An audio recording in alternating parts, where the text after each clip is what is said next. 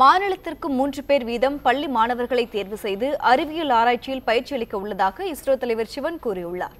மேலும் திருச்சியில் இஸ்ரோ ஆய்வு மையம் அமைக்கப்படும் என்றும் அவர் தெரிவித்திருக்கிறார்.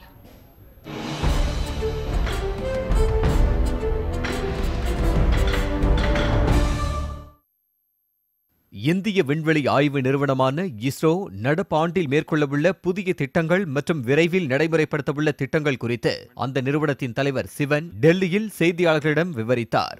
அப்போது அவர் மாணவர்களின் அறிவியல் ஆராய்ச்சி ஈடுபாட்டை ஊக்குவிக்கும் வகையில் இளம் விஞ்ஞானிகள் பயிற்சி திட்டத்தை இஸ்ரோ அறிமுகம் செய்துள்ளது என்றார். இளம் விஞ்ஞானிகள் திட்டத்தின் மூலம் நேரடியாக மாணவர்களை சந்தித்து பேச உள்ளதாக அவர் குறிப்பிட்டார். ஒவ்வொரு மாநிலத்திலும் அறிவியல் ஆராய்ச்சியில் ஈடுபட்டுள்ள 8ஆம் வகுப்பு தேறிய 3 மாணவர்கள் தேர்வு செய்யப்படுவார்கள் என்றும் அவர்களுக்கு இஸ்ரோ மூலம் 1 மாதம் பயிற்சி அளிக்கப்படும் என்றும் சிவன் கூறினார்.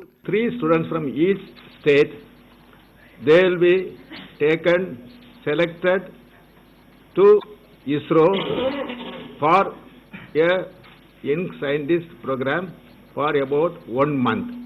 மாணவர்கள் சிறிய செயற்கைக்கோள்களை உருவாக்க அனுமதித்து அவர்களை ஊக்குவிக்கும் வகையில் சிறந்த படைப்பினை இஸ்ரோ நிறுவனமே வாங்கிக் கொள்ளும் என்றும் அவர் குறிப்பிட்டார்.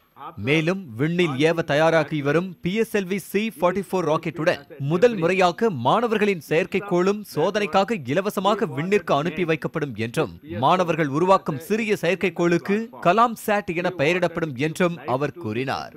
மாணவர்களின் பயிற்சிக்கான அனைத்து செலவுகளுக்கும் இஸ்ரோவே பொறுப்பேற்கும் என்றும் இத்திட்டம் அனைத்து மாநில அரசுகளின் ஒத்துழைப்புடன் செயல்படுத்தப்படும் என்றும் அவர் கூறினார். In the coming PSLV launch, PSLV C-44, this is going to be initiated as a first student satellite called Kalam Sat. It is going to fly in this particular mission. ஆளில்லா விண்கலத்தை அனுப்பும் முதல் திட்டம் 2020ஆம் ஆண்டிலும் இரண்டாவது திட்டம் 2021ஆம் ஆண்டு ஜூலையிலும் மனிதர்களுடனான விண்வெளி பயண திட்டம் 2021ஆம் ஆண்டு டிசம்பரிலும் செயல்படுத்தப்படும் என்று சிவன் தெரிவித்தார்.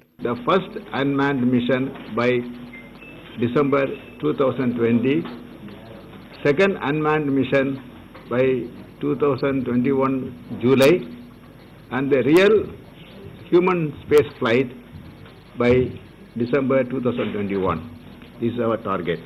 திரிபுராவில் ஆராய்ச்சி மையம் அமைக்கப்பட்டு உள்ளதைப் போலவே திருச்சி, நாக்பூர், ரூர்கேலா, இந்தூரிலும் இஸ்ரோ ஆராய்ச்சி மையம் அமைக்கப்பட உள்ளதாக அவர் கூறினார். இஸ்ரோ தவிர மற்ற நிறுவன விஞ்ஞானிகளை பயன்படுத்திக் கொள்ள திட்டமிட்டுள்ளதாக கூறிய சிவன் PSLV ராக்கெட்டை தொழில்துறையினரும் தயாரிக்கும் வகையிலான திட்டம் செயல்படுத்தப்பட உள்ளது என்றும் இதற்காக இஸ்ரோவில் குழு அமைக்கப்பட்டுள்ளது என்றும் தெரிவித்தார்.